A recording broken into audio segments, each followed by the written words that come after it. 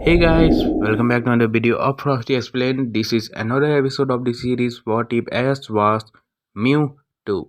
So, if you are new on this series, you should check out it from the very beginning. You will find the link of the playlist in the description, or you can check out the playlist section especially for that. And if you are new on the series and you want to watch different kind of fanfic related to Pokemon, you should especially check out the playlist section. I'm telling you this once more, but you should really check out that because you will find many interesting things there, and maybe you will love some of it, which will become your favorite fanfic stories. So you should check them out. And today we are going for a bit secret things, as is going to reveal his secret of able to talk to Pokemons and things like that. So let's see how will his parents react to this. I hate water, I hate water, I hate water. Oh hush, Sandshrew. It's training, so just think of this as getting stronger. Sandshrew was waist deep in a small natural pool as he was training his resistance against his opposing element. He glared at Oddish, who was in the water as well, but instead of having a look of slight pain or annoyance, she was relaxing as if in a spa. How come you aren't training against fire or a flying type move while I'm suffering here? Oddish peeked through one of her closed eyes before closing it again and smiling. I spent all of yesterday training on my speed and strength. This is my day off. You get yours tomorrow. Sandshrew knew that Oddish was right, but the pain he was in was just making him irritable. He turned around and laid his head on the ground as he was at the edge of the little pool and began to dig his claws into the dirt. This is training, this is training, this is training. I'll soon be able to handle water attacks. Whoa. Sandshrew looked up to see Ash training Butterfree with the help of Pidgeotto. Butterfree was happy to begin his training with the others and enjoyed flying in the air. Ash wanted Butterfree to catch up with the rest of his team since as a Metapod, he was unable to participate, so Ash chose to use AJ's training brace on Butterfree since he remembered seeing AJ use one on his own. At the start, they just had Butterfree wear it and get used to the strain. Afterward, they began to work on his flight strength, and now they were working on his evasiveness with Pidgeotto using wing attack and Butterfree doing his best to dodge. It was slow, but they were making good progress. Pikachu and Eevee had the day off from training, but since they were bored they chose to train today by having an Iron Tail duel. They would battle each other, but they would only use Iron Tail and no other moves. So far Pikachu was in the lead by one hit more than Eevee. Pikachu also said that they can cash in an extra training free day so they can have 2 days free instead of one. Ash's Pokemon weren't the only ones that were training. Misty was training Phoebus since both Ash and Aveline had told her that she can pull back on the spa treatment that they had been giving Phoebus and now work on general training. To their surprise, they learned that Phoebus knows Dragon Breath, so they began training that move by having her use it against Starmie's Light Screen. So they were training both Pokemon by improving Phoebus's Dragon move and the durability of Starmie's defensive move. Aveline, now in her Nurse Joy role, watched the training so that she would be ready to tend to the Pokemon if one of them gets seriously hurt or when the training was done. Brock was preparing lunch for the group as he stirred some stew in a pot. You know, despite how we are way off the beaten path, this is a really nice place to take a break. Nurse Joy nodded with a smile on her face as she continued to watch the training Pokemon. In an adventure, it isn't the destination you remember, it's the journey. Brock looked at her and nodded as he liked that saying. Did you get that from a book or something? No. I thought of it just now. Brock chuckled. Well, it's a nice saying. If ever you write a book, make sure to use it. Maybe one day. Bulba. Aveline and Brock looked to their left to see a Bulbasaur frozen at the tree line. They were surprised to see a Bulbasaur out here when they aren't usually seen anywhere near here. But something they noticed was that the Pokemon had his focus on one person. Bulbasaur gazed at Ash in confusion. Brock didn't know why the Pokemon was looking at Ash in such a way, but Aveline knew. Bulbasaur kept his gaze on the human that wore a blue jacket and red hat. He was making his rounds around the forest to make sure that there weren't any humans in the area, but he suddenly felt the presence of a legendary. In curiosity, he made his way here, but all he found were humans and their Pokemon. Normally, he would glare at them, but he was just confused. Shaking his head from this thought, he just chose to leave. None of the village Pokemon were here, so he didn't see a reason to try and chase them away. As long as they leave when done, he was fine with that. Aveline and Brock looked at each other, with Brock shrugging his shoulders and Aveline doing the same just to keep up appearances. Brock went back to finish making lunch, and when he knew it was done, he called out, "Lunch is ready." It was this call that caused several things to happen apart from all the Pokemon stopping. Sandshrew jumped out of the water and ran towards the breeder, causing a splash that got Oddish wet. Pikachu and Eevee clashed one more time in the air before they pushed off and bolted towards Brock. Misty called for her Pokemon to end it and picked up Phoebus to move her over to the pool of water, with Starmie following.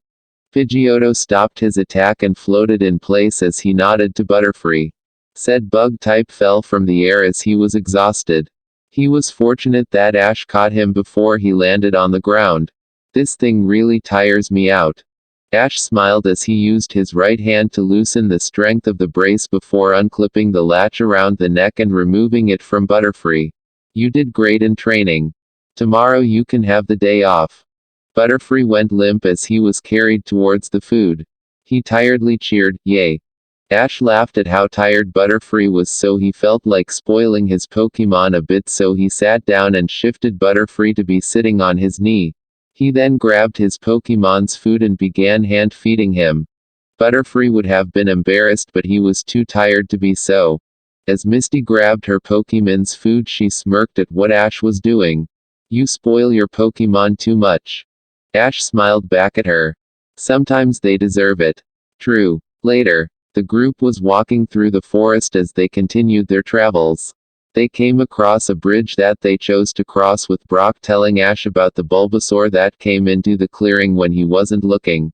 Ash stopped walking, letting the others walk ahead of him, so they were on the bridge with him still on solid earth.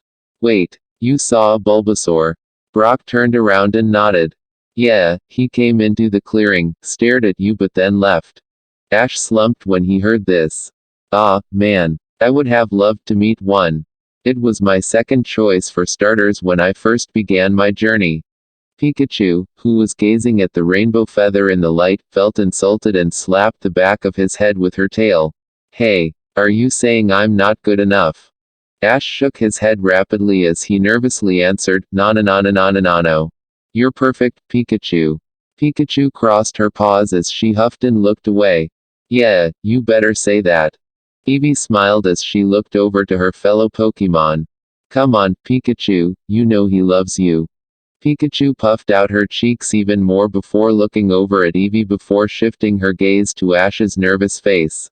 She kept shifting her gaze before she felt like punishing Ash. She gained a mischievous smirk as she thought of how. Eevee saw the smirk and shook her head good-naturedly. Pikachu then lifted herself till she grabbed Ash's hat with her teeth, jumped off his shoulder, and ran across the rope bridge. Eevee giggled as she followed Pikachu across the bridge. Ash ran his hand through his hair before he ran after them, smiling. "Hey, gimme back my hat." He pushed past his friends to chase them. "Ash." Ash froze when he heard that tone coming from Aveline. He turned around to see that she was glaring at him, and he withered from the glare. He stood in place as he waited for the rest of the group to stand in front of him. He shrunk in on himself as Aveline continued to glare. "You are not to run across a rope bridge without understanding the dangers of such." "Yes, ma'am." Aveline lightened up when she knew that he understood that he was doing something that he shouldn't do. "Good, now let's go." She then led the group across the bridge. Ash looked up and saw both Pikachu and Eevee sitting at the end of the bridge, with Pikachu wearing his hat and Eevee, who now had the rainbow feather tucked behind her ear, wagging her tail. Misty looked back and poked him in the head. "She's just looking out for you. Don't look so sad about it." Ash rubbed his forehead where she poked him and smiled at her. "I know. Thanks, Misty." Misty nodded as she moved to walk with the rest of the group. Ash stood there as he smiled at his friend before he began walking. Seeing the smirking Pikachu again, he called out, "You're gonna pay when I get over there." The group laughed as they made it halfway. Misty then got curious. Where does this bridge even go? Brock reached into his pocket and pulled out a map before looking at it. Well, I have an idea of where we are based on where we entered the forest, but I can't seem to find this bridge on the map. It might be a recent addition, so the map could be a bit outdated. Aveline nodded. We can ask someone when we get to town. At that moment, the wind began to pick up, rocking the bridge and causing the group to stumble where they stood. They tried to balance themselves as the bridge began to wobble violently. Pikachu and Eevee panicked as they saw that their friends were in trouble. They tried to get back on the bridge to help, but with the rapid movement of the bridge, they couldn't get on without being flung back. Suddenly, one of the ropes began to split. This was noticed by the group, and the second it snapped, they all grabbed what they could to stay on the bridge, as it was now being held by only one of the ropes. Aveline was lucky enough to get a good grip on the rope support. Misty was hanging onto the wooden planks of the bridge. Brock was pressing himself tightly to the bridge, but he threw his hand up to grab the edge of the bridge to steady himself. Ash, being at the start of the bridge, was able to get a good grasp of the rope with both hands. Aveline called out to the rest of the group. Hang on, everyone. Can any of you pull yourself up? Misty nervously nodded as she slowly tried to pull herself up so she could at least get her body on the side of the bridge. Brock slowly reached for one of the ropes that came loose and grabbed it to help him pull himself up. As he did this, his foot slipped a bit as he felt like he was losing his grip. Ash began to pull himself up using the rope he had in his hands. Again, the wind picked up, causing the bridge to wobble, but thankfully not as violently. This, unfortunately, caused the rope to slowly rip in their grasp. Snap! Aveline, Misty, and Brock turned their head to the right to see that the rope that Ash had in his hands had snapped. Ash! Ash felt himself go weightless as he fell. But thankfully the ropes underneath him tangled around his body, and now found himself dangling upside down with the rope wrapping around his foot. Aveline panicked and tried reaching out to Ash despite the distance between them and how she needed to keep herself up. Feeling herself lose her grip, she grabbed back onto the bridge. Ash! Hang on! Misty looked around to see if she could think of anything to save Ash. Brock, can you get to him? Brock tried to lower himself but felt himself losing grip and had to tighten it. Hang on, I think I can shimmy my way to him. Misty nodded. Hold on, Ash. We're gonna get you up. Ash looked up at them with relief and confusion. What about yourselves? Misty gave a hard stare. We're not the ones dangling on a rope, upside down. Feeling the bridge straining a bit, Aveline looked to see Pikachu and Eevee trying to use the edge of the bridge to help out. Stay there, you two. The bridge can't handle any more weight. Pikachu and Eevee pulled back as they grew concerned about what they could do to help. Their gaze went to their trainer and worried greatly for his well-being. Ash looked up and slowly tried to lift himself since he saw that he was causing his friends to worry. He was also terrified at being in such a state and wanted to get out of this. But, snap! Time froze for all of them as the rope that was around Ash's leg snapped and Ash fell towards the rapids below. Ash, Ash! Splash! All of their eyes' pupils became pinpricks at the sight of Ash disappearing in the water. Aveline nearly let go of the rope as her heart told her that she had to follow him, but her mind told her that would help no one. She felt the bridge shift a bit and saw that Misty was forcing herself up to have a better grip before shimmying her way towards the bridge's end. Brock also found the strength to move and follow Misty. This snapped Aveline out of her shock and she began to shimmy her way to the end. Pikachu and Eevee were running by the edge in a panic to see if they could spot Ash in the water. With both of them calling out, hoping to hear him. They were so preoccupied with this that they didn't notice the others running up to them. Aveline stood at the edge of the cliff and her worry was clouding her judgment as she lowered herself to climb down. She was stopped when Brock picked her up. Stop, Aveline. It's too dangerous. Let go of me, Brock. Brock held her back as he spoke. We have a better chance finding a way to the water further down when there is a bank. But we need to move. The longer we sit here talking, the longer it will take till we find him. Misty was already running in the direction the water went as she was worried about Ash. Aveline conceded the logic and picked up the two small Pokemon and ran after Misty with Brock not far behind. River Rapids. Ash didn't know which way was up or down as the rapid water was tossing him around like a ragdoll. He was fortunate enough to have his head break the surface of the water to get a gasp of air before he was pulled back down. He was glad that he could hold his breath for a long time, but in the way his body was thrashing about, he didn't know if it mattered. He tried to grip onto anything that would stop him, but his hand only got cut by a jagged rock. I gotta get out of this. But I don't know. Thump. Ash's world went dark as he hit his head on a rock at the bottom of the river. Once Ash was unconscious, he transformed back into his true form, causing his clothes and bag to tear off his body and be flung away from him. For some time, Ash was flung about in the water as the rapids did not let up. But soon the water's movement began to die down and Ash's body was soon found floating underwater in a large lake. Many water Pokemon immediately felt his presence and saw that he was unconscious. They all swam to him with a couple of seeking pushing him up to the surface on their backs. The school of different water Pokemon swam under his body and began to move him in the direction of a small stream, with a certain location in mind. The gang was running at the edge of the ravine looking down for any sign of their friend as they were worried about him.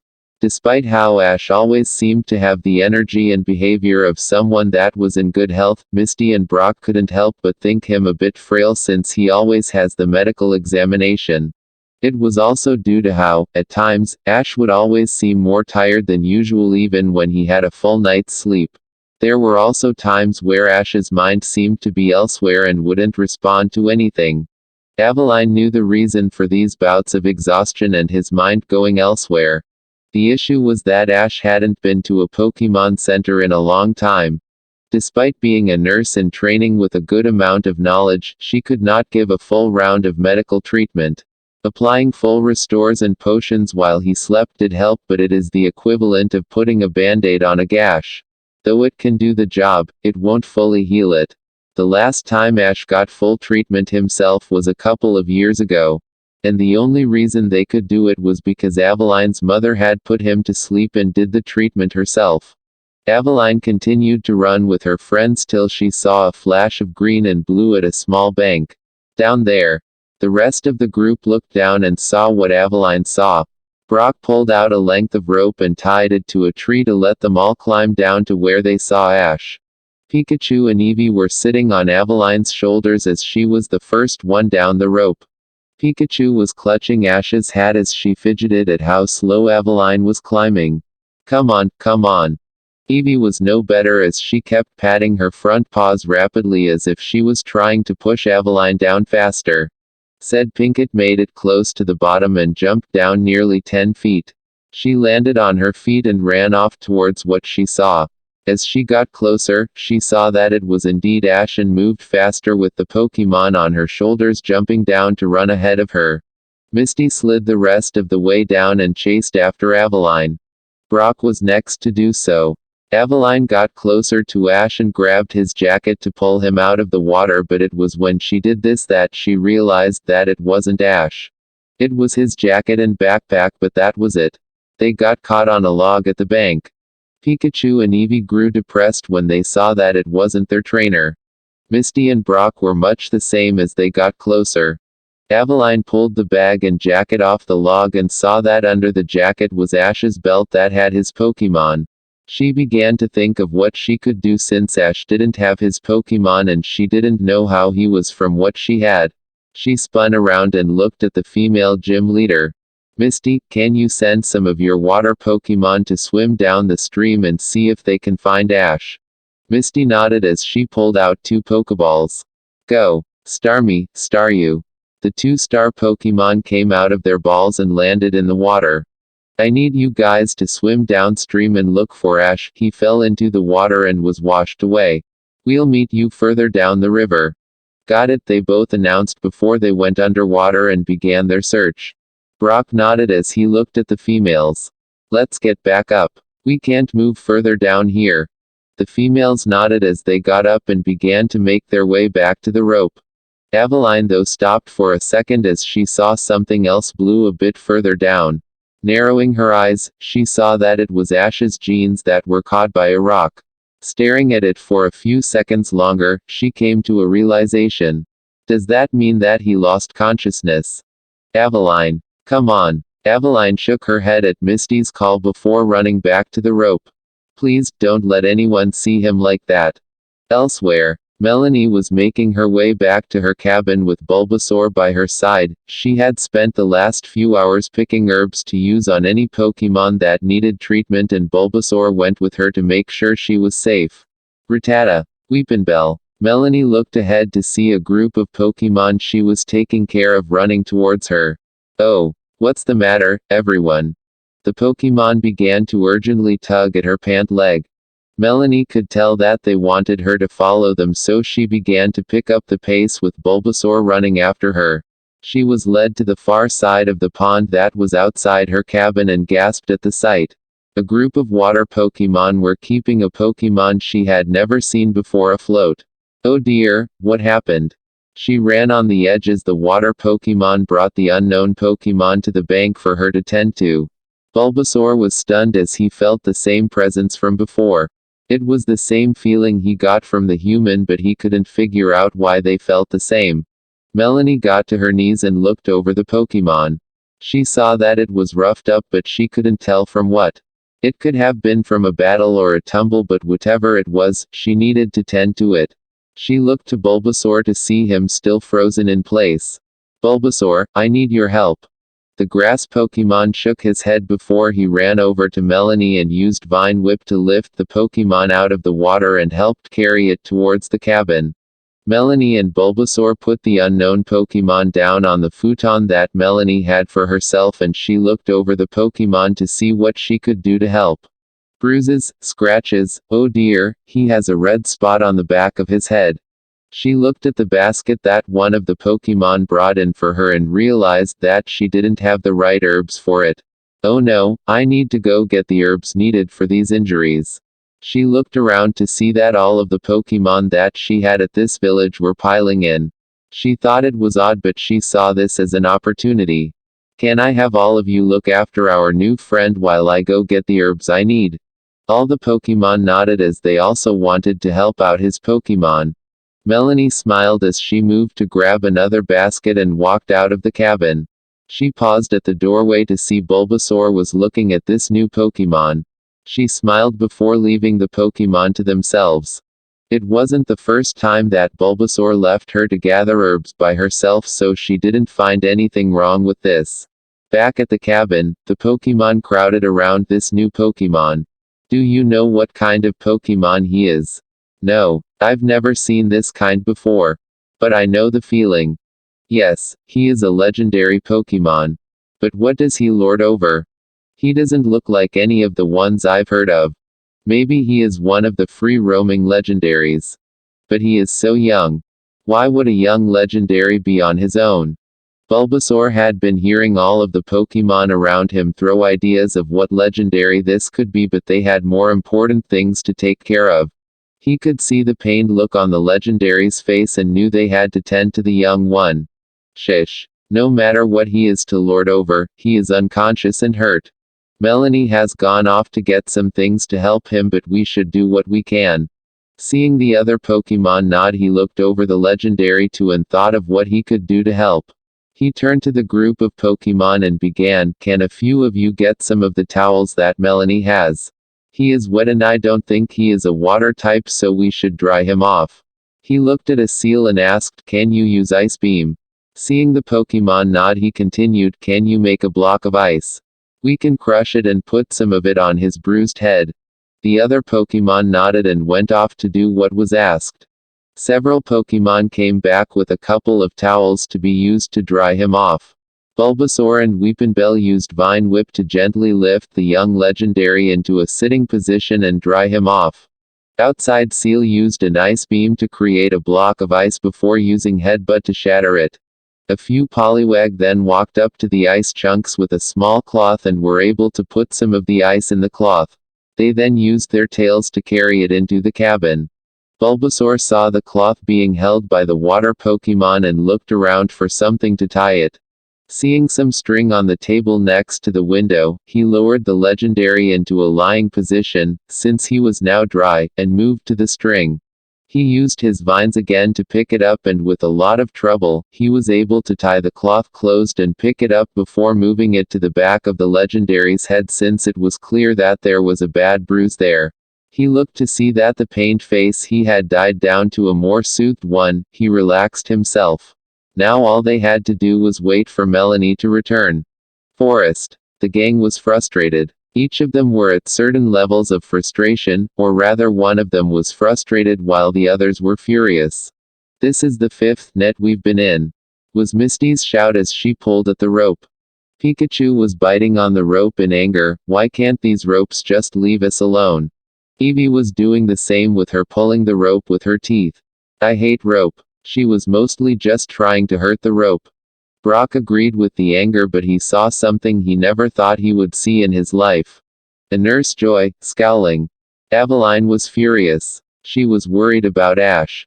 She wanted to find him as soon as possible and make sure no one found out about him. She didn't mind if Pokemon knew about him, since Ash is in a way revered for being a legendary. But humans, she would do whatever she can in order to keep it a secret. She looked back at Misty to see that she was just as worried about Ash. Part of her almost considered telling them about Ash's truth, since both Misty and Brock cared about Ash. But no, any slip of the tongue could lead to the ones that made Ash. She will not risk it.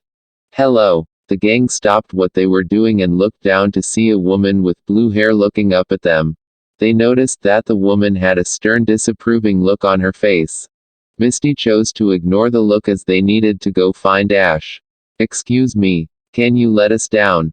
We have a friend that was swept away by the river and we need to find him to make sure he isn't hurt." Melanie would have chosen not to let them down since she wasn't sure if these people were poachers.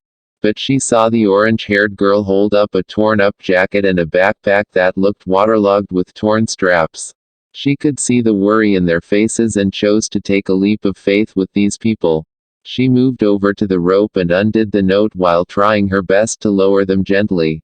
Once the gang was on the ground, they removed the rope and got to their feet. Brock got a look at the woman and immediately blushed. "Wow, she's really pretty." Misty was in no mood to deal with Brock's flirting, so she pulled his ear. "Brock. Arg. Sorry, I know. Melanie looked at the group in interest at the interaction, but her eyes focused on the pink-haired girl. She immediately recognized the hairstyle as that of a Nurse Joy. "Excuse me, you're a Nurse Joy, right?" Aveline nodded at the question as she didn't know why she was being asked. Pikachu and Eevee were fidgeting to get a move on now that they were out of the net. They didn't waste any time when Pikachu cut the net with Iron Tail, the previous traps, but now they were standing here talking when they needed to find Ash. Melanie walked up to the nurse and bowed. "I know that you need to look for your friend, but I would like to ask that once you find your friend, I need your help with a Pokemon that was found unconscious and injured not that long ago." Aveline heard this and her mind froze at one of the possibilities that this could lead to. An injured Pokemon. What breed? Melanie shook her head with a frown on her face. "I don't know what kind of Pokemon it is. I have never seen this Pokemon before." Aveline's mind was now screaming at her. She gulped as she asked something she hoped she didn't get a positive answer for. "Does it have a long green tail?" She did not get the answer she wanted.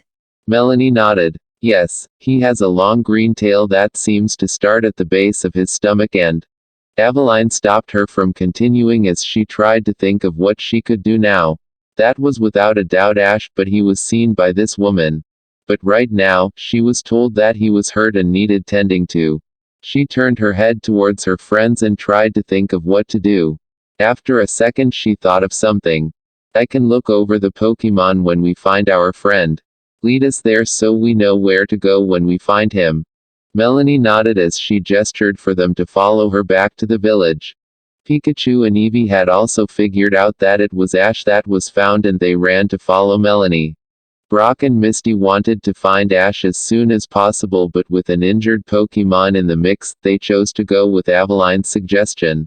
Elsewhere, Team Rocket were on a high hillside using their binoculars to locate the hidden Pokemon village. Jessie smirked as she scanned the treetops. That village is bound to be around here somewhere. James followed up with her statement, yes, and when we find it, all those valuable Pokemon will be ours for the taking. Meowth poked his head between them. All ripe for the picking. Hee hee, those delectable Pokemon will be perfect for Da Boss. James lowered his binoculars. Well, we will need a way to carry all those Pokemon. How about a large containment stadium with a hose on it to suck all those Pokemon? Jessie nodded as she turned to James.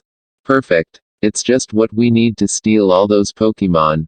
The trio laughed as they ran off to get things ready. Unknown. Ash didn't know where he was. He was floating in an empty void that had no sign of anything. Hello. Is anyone there? He didn't hear anything and he started to think that he was alone until. Who are you? Ash spun around to see who spoke and was stunned to see it was a Pokemon. But he didn't know what Pokemon it was. It was a bipedal Pokemon that had most of its body colored gray with a slight pinkish hue and a long tail that was a light mulberry color. It had a hand that only had 3 fingers with the tips of them being orb-like. And on the top of its head were what looked like small horns instead of ears. Ash tilted his head in interest as he never saw this Pokemon before. Though he was startled when it floated closer to him and he leaned back as it leaned its head really close to him. It was thanks to this that he realized that the Pokemon was only a little bit shorter than him. The Pokemon titled its head as its face was only an inch away from Ash's face. Who are you, daughter Yumi? Ash was even more confused at the question she asked. He figured her gender based on her voice but he couldn't figure out what she meant. What do you mean? She floated around him as she spoke, are you me? I've never seen another me before. Or maybe you are another version of me. Why are you asking if I'm you? She stopped right in front of him and tilted her head. Well, you look like me, so I thought you were me. Ash just felt like his confusion was going to a new all-time high till he looked down at himself. He saw that he looked exactly like the Pokemon. The only real difference between them was that he had a greenish hue to his gray fur and his tail was bright green. What the? The female tilted her head, so are you me? Or am I you? Ash was still shocked at the sight he saw. He was a Pokemon. How? He should be panicking at this revelation but for some reason, it felt natural and familiar. Like he had been like this before. He shook his head of these thoughts as he felt her touch his tail. He looked at her before speaking. No, I'm me. I'm not you. Or, I'm not what you are or, well, I look like you right now but I don't usually look like this, I don't look like a Pokemon. Once again she tilted her head. What's a Pokemon? Ash paused at the question as he looked at her incredulously. You're a Pokemon. Is that what I am? Ash couldn't understand how she didn't know what she was. Well, he didn't know what she was but he knew she was a Pokemon, just one that he hadn't seen before. Yeah, you're a Pokemon. She gained a happy smile as she flew circles around him. Ha, I found out what I am. Ash kept turning his head to keep track of her but after doing it several times, he grew dizzy.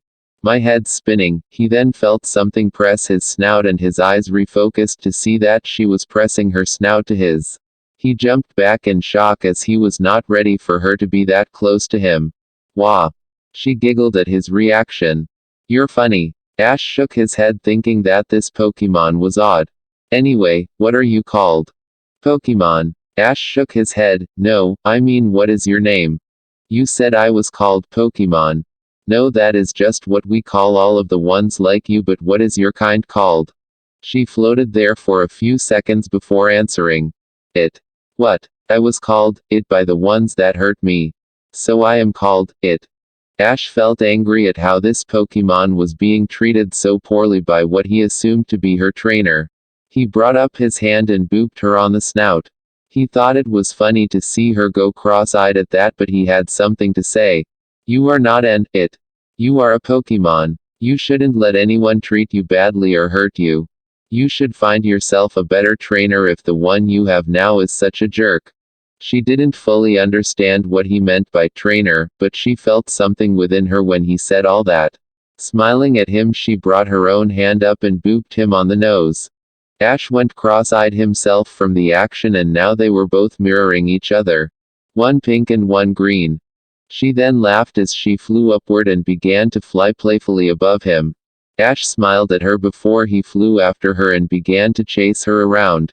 They laughed at this little game of tag, and since she turned out to be a better flyer, she paused for him to catch her only for her to flip over him and watch him flail in the void. Ash laughed as he turned around and flew after her. This is how he thinks Pokemon should be. Playing and having fun with their friends. Aveline was anxious to get to the cabin that she saw just ahead, but she felt she didn't want to embarrass herself by running off. Pikachu and Eevee held no reservation. They jumped off of Aveline and ran to the cabin, but Pikachu accidentally dropped Ash's hat, causing her to turn around and gingerly pick it up before running up right after Eevee. This got confused looks from Misty, Brock, and Melanie. Once the gang got to the cabin, Melanie gestured at it for the group. The Pokemon in need of help is inside. She looked around the area to see that she couldn't see any of the Pokemon that were here when she left. That's odd. Misty and Brock nodded as they now knew where the cabin was. Misty spoke up for the group. Now that we know where the cabin is, we will be sure to come back after we find Ash. Brock gave a hum of acknowledgement before he looked towards the cabin to see Pikachu and Eevee were standing at the open doorway before they bolted in. Brock began to walk towards the cabin to get them out of it since they might disturb the injured Pokemon. He was stopped though when he felt a hand on his shoulder. Looking at who it was, he saw it was Aveline, who had a determined look on her face. Let me. The Pokemon could be aggressive, so I should be the one to go in. Seeing him nod, she moved towards the cabin and tried to think of something. She can't just let Misty and Brock go off into the forest. It wasn't safe, and despite how they knew where the cabin was, they could still get lost. Once she made it to the cabin, she felt immense relief at seeing Ash was there. It was then that she thought of something. Starmie. Staryu. Aveline turned around to see Misty and Brock walking to the two water Pokemon that were at the bank of the lake. Misty smiled at her Pokemon before she knelt down. Did you guys find Ash while swimming? Both star Pokemon looked at each other and were about to respond that they did find Ash till. Ash is in here. Everyone looked to Aveline, who was still at the cabin door, as she spoke up. Ash is in the cabin with the unconscious Pokemon. She mentally patted herself on the back by coming up with a half-truth. She panicked slightly when Misty came running towards her. She moved forward and stopped the female gym leader from entering as she went into her medical role. Sorry Misty, but right now I am the only one that can enter. It would seem that he had lost his clothing in the rapids, and I don't think you would want to see him bare of any clothing. Misty turned red in embarrassment at the image that popped in her head before she shook her head and almost teleported to where she once was. I'll wait till he is fully dressed then. Aveline mentally sighed in relief as she turned around to walk into the cabin. I will handle both Ash and the injured Pokemon. Please wait for me out here. With that, she entered the cabin and closed the door. Once it was closed, she fell to the ground in a sitting position as she let out a huge sigh of relief. Thank Arceus. Looking over to Ash, she saw the horde of Pokemon around him in a sort of protective manner. The one at the front of the small Pokemon force was the Bulbasaur, and he was growling at the human. Pikachu and Eevee were by Ash's face as they lovingly licked his wounds in a way to make them feel better. They both felt such relief at seeing Ash was alive, and though he looked hurt, it wasn't anything major. Eevee rubbed her head on his as she cried happy tears. Oh, it's good to see you safe. Pikachu was doing the same, but she had to stop her shows of affection when she heard the growling. She looked over to the other Pokemon and saw they were about to attack Aveline. Wait, it's okay. She is a friend and can help make him feel better. The Pokemon stopped as they heard this and looked at the human. It was then a Poliwag spoke up. Wait, she looks like the human that made me feel better at the Pokemon hospital. She can help him. The Pokemon soon began to lower their aggression and move aside for the human. The only one that didn't move was Bulbasaur. Pikachu saw that he wasn't going to move, so she put Ash's hat down next to the legendary's head and moved to stand next to Bulbasaur. Seeing him shift his gaze to her for a second, she spoke, "It's okay. She won't hurt him. She has been protecting him for most of his life and she will still do that no matter what." Bulbasaur continued to growl at the human, but if this Pikachu, who seemed to have a close relation to the legendary, was vouching for this human, then he would step aside. Fine, but if she does anything, he let the threat hang in the air as he moved to the side while keeping his gaze on the human. Aveline nodded gratefully before she looked around at the interior of the cabin. She pulled out a Pokeball and called out, "Gardevoir, come out."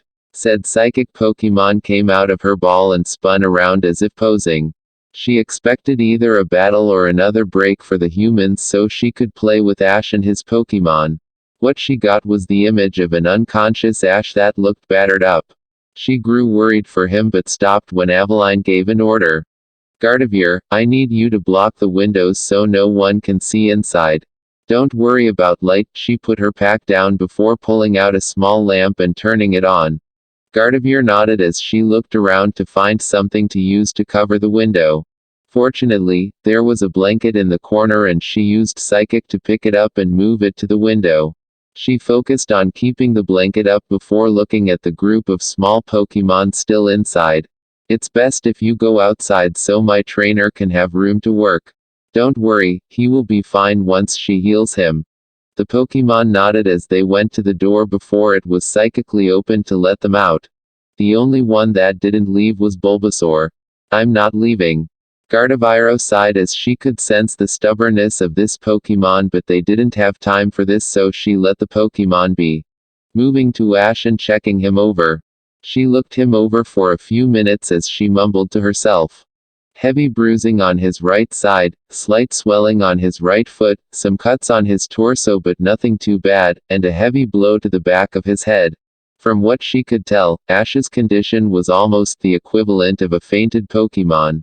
Problem was that a Pokemon's biology can handle Pokemon attacks far better than a human, but things outside of Pokemon battles tend to have a heavy impact on the body.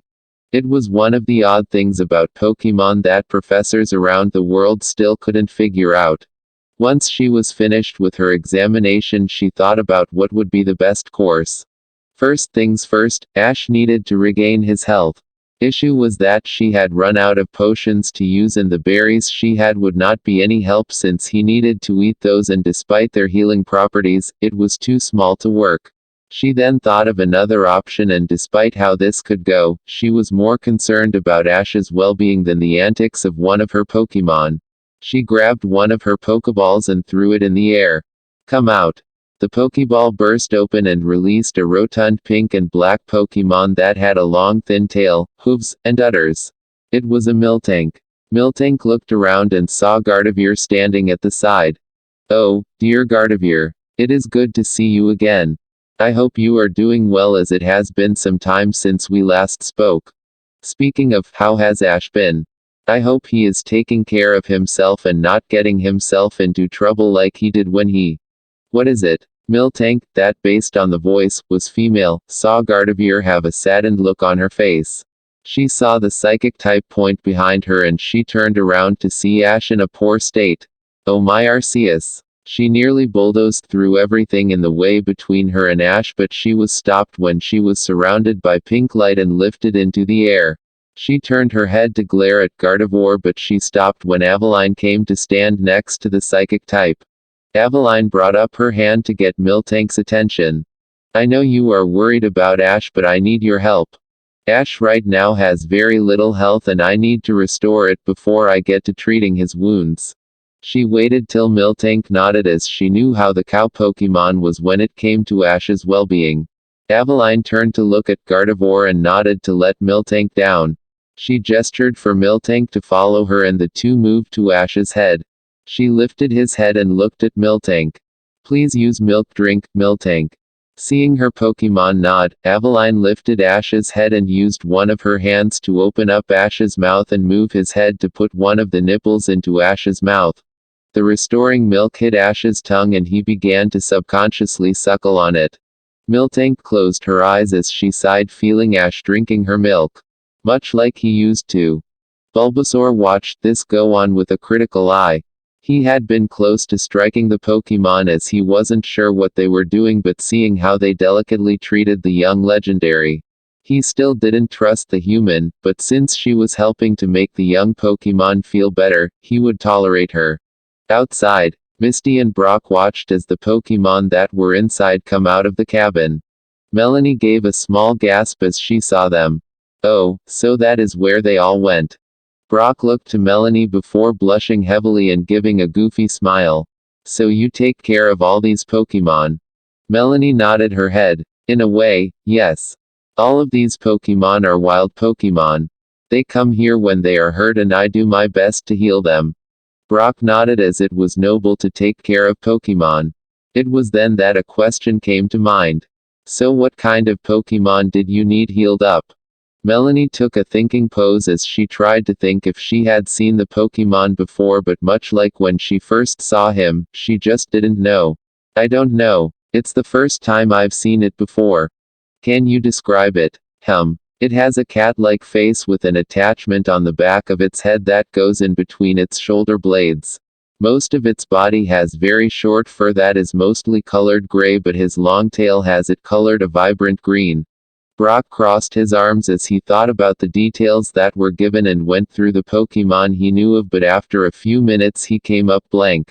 I don't think I've seen a Pokemon with those kinds of features. It might be a breed of Pokemon from another region. There is a good amount of Pokemon that I don't know of, so it is possible. Misty was pacing back and forth by the lake as she waited for Aveline and Ash to come out of the cabin. She was worried about Ash since he had fallen a great deal and was thrown around in the water. She wanted to make sure her friend was still alright. And he still owes me a bike. Aveline gently removed Ash's mouth from Miltank as she saw that many of Ash's injuries healed up. Miltank opened her eyes as she felt Ash let her go. She had been one of the Pokemon that had taken care of Ash when he was a baby. At the start, Delia was the one to feed Ash when he was hungry, but it soon came to their attention that he couldn't drink human breast milk without it causing him to feel sick. She was then brought in to be the one to feed him whenever he was hungry. She had grown very attached to him and was very doting and protective of him. So much so that if he were to ask for something from her, she would most likely do it if it would make him happy. And got up before moving to Ash's side.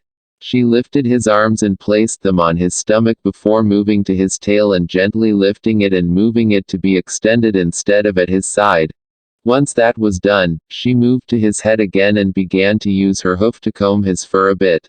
For the next few minutes, she combed several spots of his fur to smooth it out before she moved over to his head and sat down right above it and lifted his head to place it on her udder to make sure that he was comfortable. Aveline and Gardevoir sighed as they shook their heads at how Miltank dotted Ash every time she came out. Miltank then saw two new faces and asked, "Who are you two?" She asked as she was genuinely curious about them. Eevee and Pikachu looked at each other before Eevee stepped forwards. "We are Ash's Pokemon. All of his Pokemon already know about him and are doing our best to keep his secret and protect him." Miltank then gained a very stern look on her face as she glared down at them. Then how is it that he had come to be injured so much? The two smaller Pokemon gulped at the glare, but they regained their nerve to explain how Ash got like this. Bulbasaur heard the other Pokemon explain how the legendary got into the lake and injured, but he didn't understand several aspects. As far as he knew, legendary Pokemon avoid being around humans and are very wary about them. But this young one travels with humans. Looking at the ones inside, he felt his best chance for answers were from the psychic type. He walked over to her and asked, "What do they mean when they say he travels with humans? Shouldn't the young legendary be with his Mima?" Gardevoir looked at the grass type and thought about whether she should tell him about Ash since he wasn't Ash's Pokemon and they are meant to keep it a secret.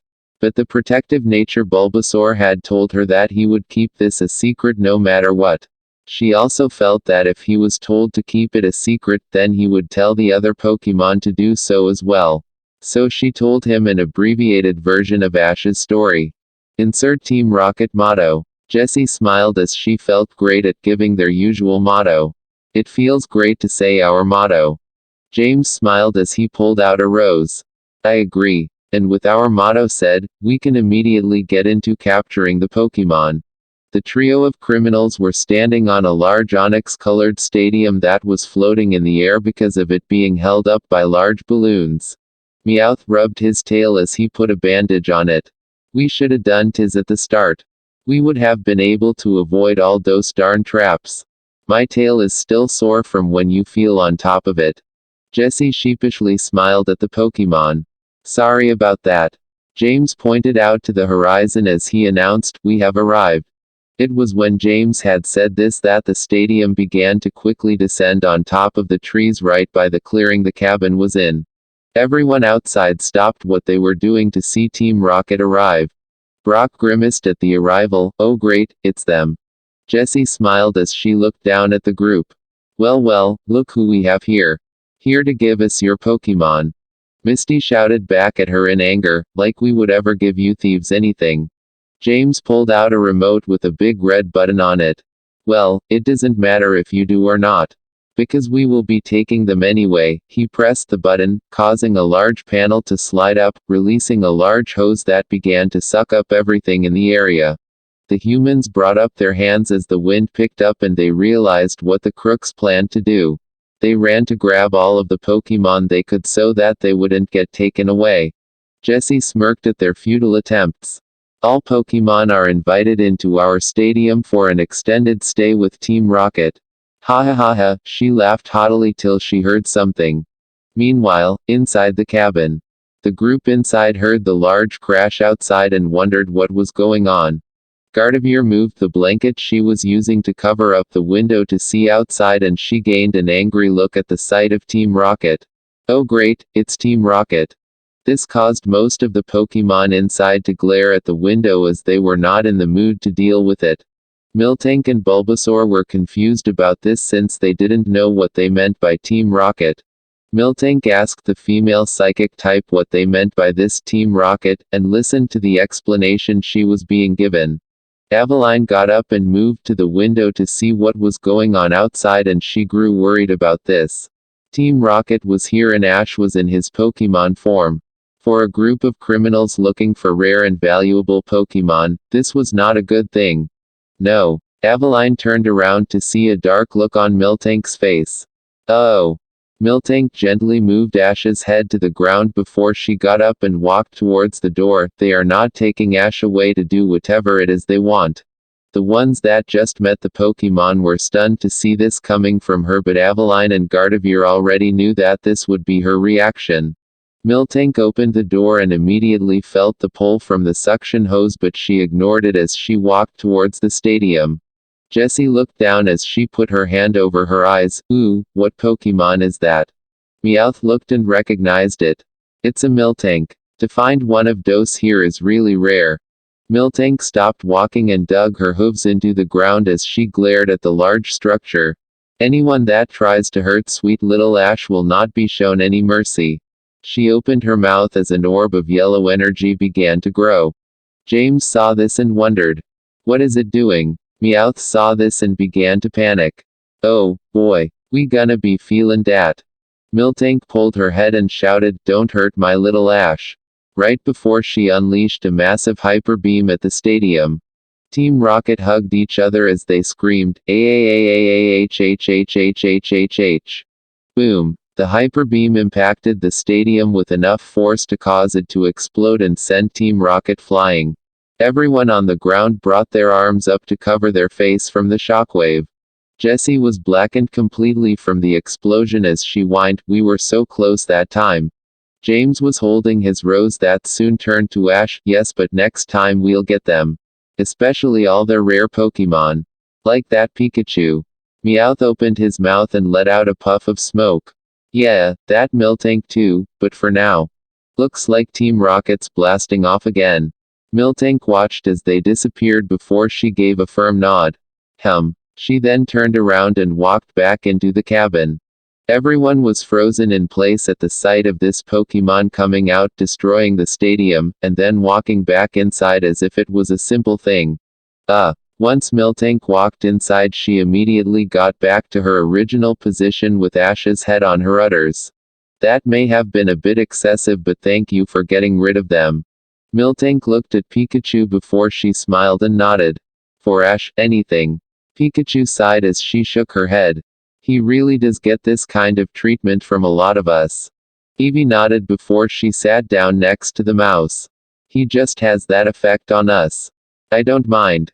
Pikachu nodded in agreement. Everyone perked up when they saw Ash stirring. Ash opened his eyes only to close them again as the light was too bright. Why is it so bright? He groaned as he tried to sit up while keeping his eyes shut. Once he was in a sitting position, he peeked through his eyes to see everyone staring at him with wide eyes, including Bulbasaur. He was confused by all the staring, so he asked, "Who?" All of the ones that traveled with Ash were panicking at the fact that he was conscious and he was still in his Mewtwo form. Aveline was trying to come up with anything she could say, but her voice felt like it was stuck next to her rapidly beating heart. Ash turned his head only to stop and bring his hands up to the back of his head. Arg. As Ash did this, he was enveloped in light and was soon in his human form again. Ow. Why does my head hurt? All of the others in the room gave a slight sigh of relief as they didn't know how they would explain Ash's true nature to him, since how would someone accept that most of his life was a lie? Bulbasaur was shocked for a whole different reason. Sure, he was told that the legendary was traveling as a human and he didn't know about it, but to see him transform in front of him, it just made everything sink in faster. He thought about what he had just learned about this young legendary out in the world. Ash finally opened his eyes and slowly looked around till his eyes landed on Miltank. Hey, Miltank. It's been a while. Miltank then immediately grabbed Ash by the head and gently hugged him before she began to fidget with his hair, trying to fix it since there were several bundles of hair out of place of his normal hairstyle.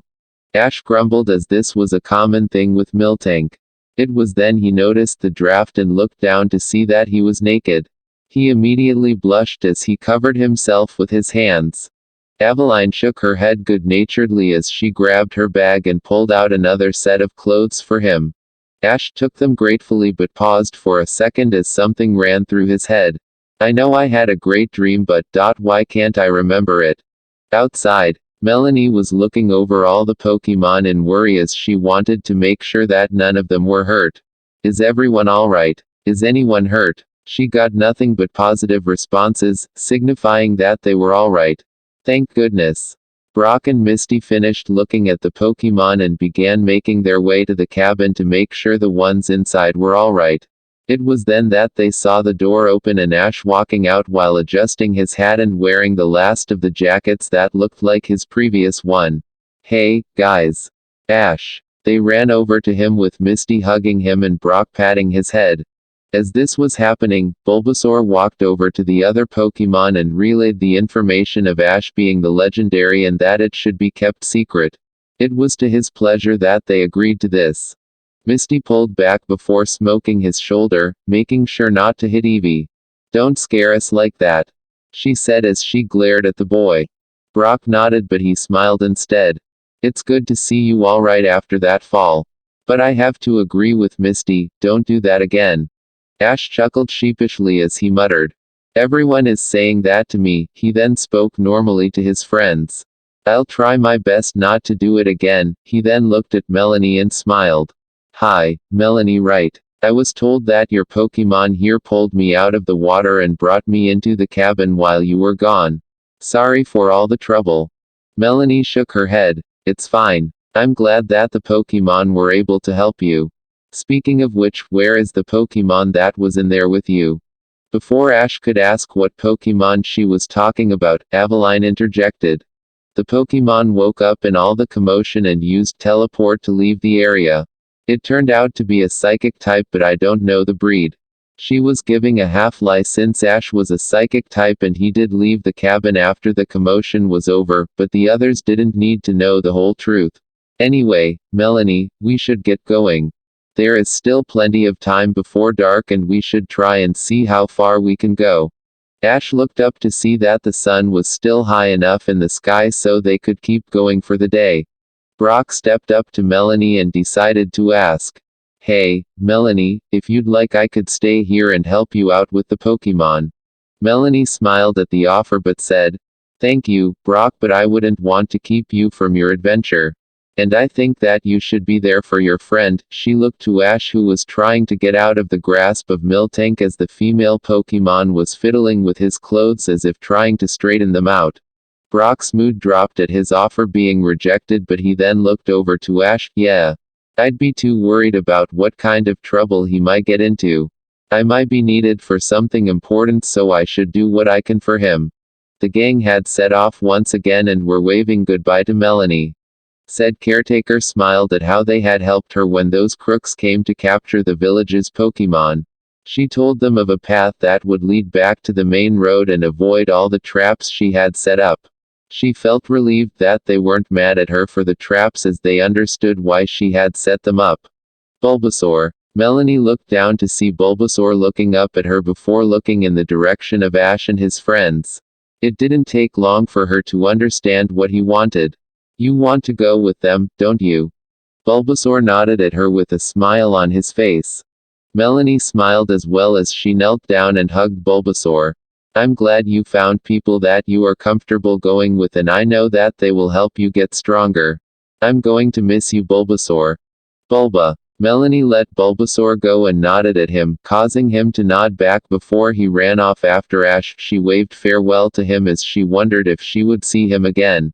Ash and the gang made it back to the main road and smiled as they were now on their way to their destination.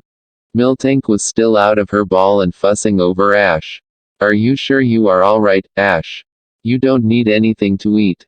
Drink. Maybe you should rest for a bit. Ash was blushing at how Miltank kept going about his well-being and the snickers he heard coming from Pikachu and Eevee whilst helping. Hey, the gang turned around to see Bulbasaur running up to them. Ash tilted his head as he didn't know why Bulbasaur would be running up to them. Hey, Bulbasaur, what's up? Did we forget something? The grass type stopped in front of Ash and looked up as he said, I want to go with you on your journey. What? Misty and Brock looked to Ash in confusion, with Misty asking, What's wrong, Ash? Ash shook his head and looked at them. I think that he wants to go with us. Really? Ash nodded. Yeah. He looked at Bulbasaur and knelt down. Why do you want to come with us? I mean, I'd love to have you join us, but what about the village? Bulbasaur's eyes shifted a bit, but he maintained his focus. I have my reasons and the village will be fine without me. I just want to go with you and see the world. Ash smiled as he brought his hand up and patted Bulbasaur on the head. I'm happy to have you on the team. But do you mind waiting a bit before I capture you? I wanna ask my other Pokemon if any of them want to head to Professor Oak's lab for a break. Bulbasaur nodded as he was fine with waiting a bit. Misty put her hands on her hips as she grumbled, how does he keep getting Pokemon to follow him? Aveline smiled as she looked at her. He just has that effect on Pokemon. Brock nodded as he knew how Ash acted around Pokemon. Fine by me. The more the merrier. Ash smiled as he picked up Bulbasaur and hugged him. Welcome to the team. Unknown. I shouldn't let them do bad things to me. I should get away from them. But how? She felt an electrical shock as the bad ones came back. Ah. Looks like it can last longer than before. We need to find new ways to subdue it. She curled up even tighter as she heard this. I am not an it. I am a Pokemon. HMPH. Giovanni should be glad we are keeping this thing alive since he already has his own. Whatever, let's run another set of tests on it. She winced as she didn't like any of the tests they did to her. I wanna get out of here. And I hope to see you someday. Ash. Hey guys, if you like this video, please do one thing, like it, share it with your those friends who love to watch Pokemon or any fanfic of anime which are related to specific genres, so please do that and turn on the bell icon for notification of these any other series which are still ongoing on channel. Thanks for watching.